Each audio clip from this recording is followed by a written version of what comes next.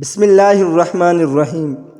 شادی کے لیے وظیفہ کرنے کا مقصد یہ ہوتا ہے کہ اللہ تعالیٰ سے دعا اور مدد طلب کی جائے تاکہ وہ نکاح کے معاملے کو آسان اور بہتر بنائے۔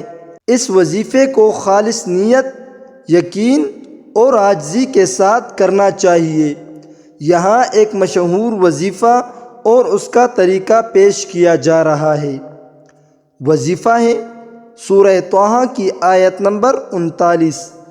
آیت ہے وَأَلْقَيْتُ عَلَيْكَ مَحَبَّةً مِّنِّي وَلِتُصْنَعَ عَلَىٰ عَيْنِي۔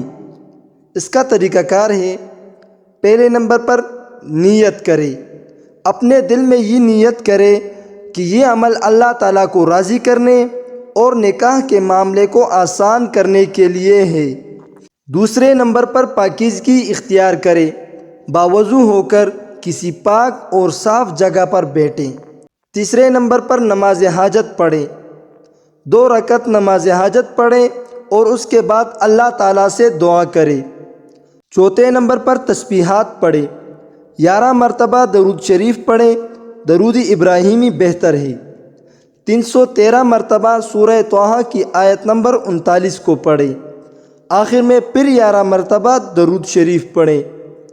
5ویں نمبر پر دعا کرے، اس کے بعد عاجزی کے ساتھ اللہ سے دعا کرے کہ وہ نکاح کے معاملے کو آسان اور برکت والا بنائیں۔ عمل کی مدت، یہ وظیفہ 21 دن تک روزانہ کرے، اگر ممکن ہو تو جمعہ کے دن سے شروع کرے کیونکہ جمعہ کے دن کی خاص اہمیت ہے۔ اہم ہدایات کیا ہے؟ مکمل توجہ اور یقین کے ساتھ وظیفہ کریں، گناہوں سے بچنے کی کوشش کریں اور اللہ سے توبہ کرتے رہیں۔ والدین یا سرپرستوں کو بھی اس معاملے میں دعا کرنے کے لیے کہیں۔